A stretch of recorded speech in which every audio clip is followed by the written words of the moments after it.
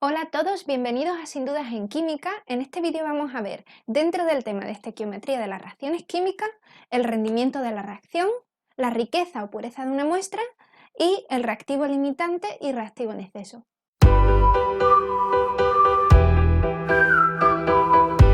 Vamos a ver en primer lugar el rendimiento de la reacción química. ¿Y cómo se calcula? Pues se calcula dividiendo la cantidad real que se forma de un producto determinado entre la cantidad teórica que se formaría de ese producto si el rendimiento fuera del 100% y multiplicado por 100. Vamos a ver el concepto de rendimiento de reacción química con un problema. La oxidación de una lámina de hierro de 150 gramos da lugar a 80 gramos de óxido férrico y nos preguntan cuál es el rendimiento de la reacción en porcentaje. ¿Cómo calculo yo el rendimiento de la reacción? Como ya hemos explicado, la cantidad real que se forma de óxido férrico, que ya la tenemos, 80 gramos, o también se puede poner en moles, tendríamos que pasarlo a moles con la masa molar del óxido férrico, entre la cantidad teórica que se formaría de óxido férrico si el rendimiento de la reacción fuera del 100%, y todo esto multiplicado por 100. Lo primero, para poder calcularlo, vamos a escribir la reacción y vamos a ajustarla. Ya tenemos ajustada la reacción química y vamos a escribir los datos que nos da el problema. Nos dice que tenemos una lámina de hierro de 150 gramos y que se forman 80 gramos de óxido férrico. Para poder obtener la cantidad teórica que se formaría de óxido férrico, vamos a pasar los gramos los vamos a pasar a moles y para eso necesitamos la masa atómica del hierro y necesitamos la masa molar del óxido férrico. Para obtener los moles de hierro y de óxido férrico dividimos entre las masas molares. Ya hemos dividido los gramos entre las masas molares y tenemos que de hierro hay 2,69 moles y de óxido férrico tenemos 0,5 moles. Ya tenemos la cantidad real, la cantidad que se forma de óxido férrico, que son 0,5 moles. Vamos a calcular ahora la cantidad teórica que se formaría de óxido férrico si el rendimiento fuera del 100%. Multiplicando los moles de hierro por la relación estequiométrica entre el óxido férrico y el hierro, es decir, que se forman 2 moles de óxido férrico por cada 4 moles de hierro que reaccionan con el oxígeno. Multiplicando, nos sale que si el rendimiento fuera del 100% se formarían 1,35 moles de óxido férrico. Ahora ya tenemos la cantidad real, que es 0,5, la cantidad teórica, que es 1,35, ya podemos calcular el rendimiento de la reacción. Así, el rendimiento de la reacción es del 33%. Vamos a ver ahora la riqueza o pureza de una muestra. ¿Cómo se calcula? Dividiendo la cantidad de compuesto puro, los gramos que tengo yo del compuesto puro en esa muestra, entre la cantidad total de muestra, los gramos totales de muestra. Todo esto multiplicado por 100. Vamos a hacer un problema que contenga la riqueza o pureza de una muestra. En el enunciado que tenéis en pantalla, en el enunciado del problema, dice que nos piden que hallemos la pureza de una muestra de 115 gramos que contiene nitrito de amonio, sabiendo que se descompone el nitrito de amonio en agua y nitrógeno, y el nitrógeno que se obtiene son 30 litros a 750 milímetros de mercurio y 20 grados centígrados. Para saber el nitrito de amonio que se ha descompuesto, vamos a hacerlo mediante la relación estequiométrica.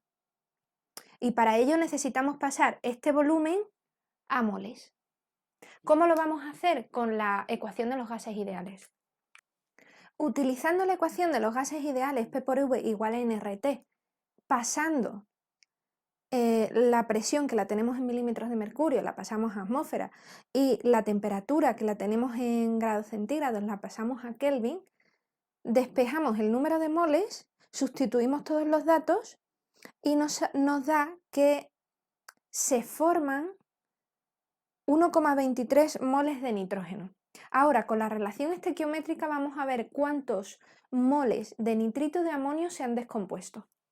Pues como la relación estequiométrica es que se descompone un mol de nitrito de amonio y da un mol, se forma un mol de nitrógeno gaseoso, se ha formado 1,23 moles de nitrógeno y se ha descompuesto 1,23 moles de nitrito de amonio. Para calcular la riqueza de una muestra ya hemos visto que tenemos que dividir la cantidad en gramos del compuesto puro dividido entre los gramos totales de la muestra por 100. Ya tenemos los gramos totales de la muestra, nos dice el problema que es una muestra de 115 gramos. Ahora, sabemos que en esta muestra hay 1,23 moles de nitrito de amonio. Para pasarlo a gramos tenemos que multiplicar por la masa molar del nitrito de amonio. Ahora ya tenemos la masa, los gramos de nitrito de amonio puro que contiene esta muestra. Dividiendo los gramos de nitrito de amonio puros que contiene la muestra entre la masa total de la muestra, 115 gramos por 100, obtenemos la riqueza de esa muestra, 68,5%. Por último vamos a ver cuál es el reactivo limitante y cuál es el reactivo en exceso. El limitante es el que se consume totalmente y el reactivo en exceso es del que sobra cierta cantidad después de que se dé la reacción. Vamos a hacer un problema que contenga el reactivo limitante y reactivo en exceso. En el enunciado dice que se hacen reaccionar 20 gramos de zinc con 200 mililitros de una disolución de ácido clorhídrico 6 molar y que da cloruro de zinc e hidrógeno, gas. Lo primero que tenemos que hacer es escribir la ecuación, la reacción y ajustarla. Además, ponemos los datos que nos da el problema.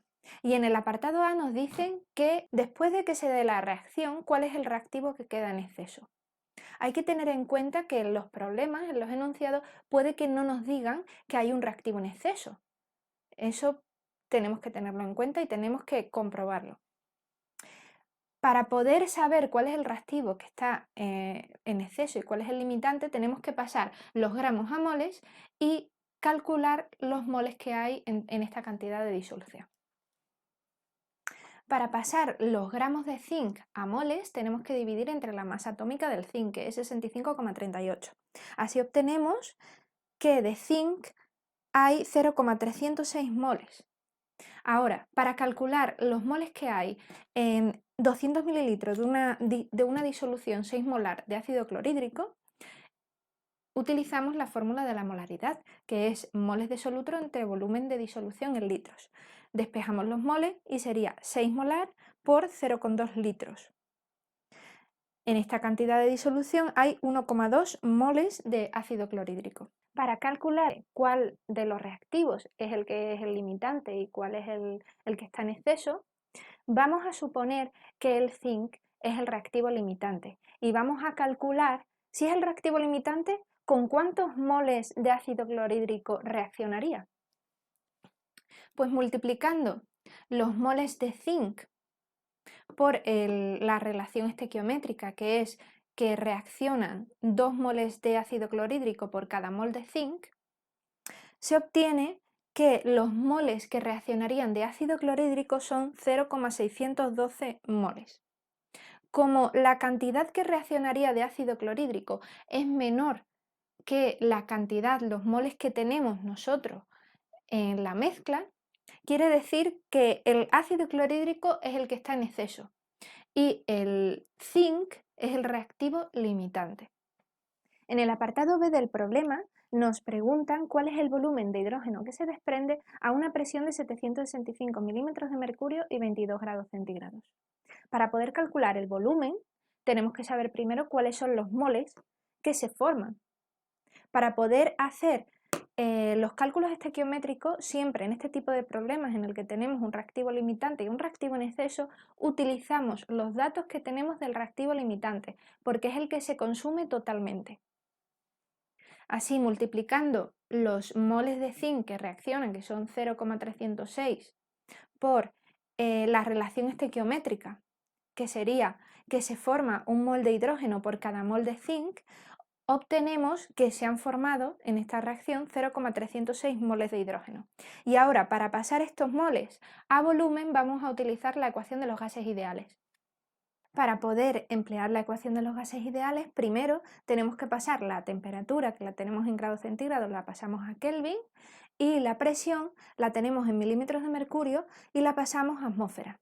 Sustituimos los datos que tenemos, sería el volumen es igual a nRT dividido por P, sustituimos todos los datos y obtenemos que el volumen que se desprende de hidrógeno en estas condiciones son 7,35 litros.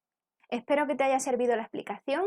Tienes más problemas resueltos en mi blog de sindudasenquimica.com. Te dejo el enlace en la caja de información y también el enlace a mis redes sociales. Mucho ánimo y hasta el próximo vídeo.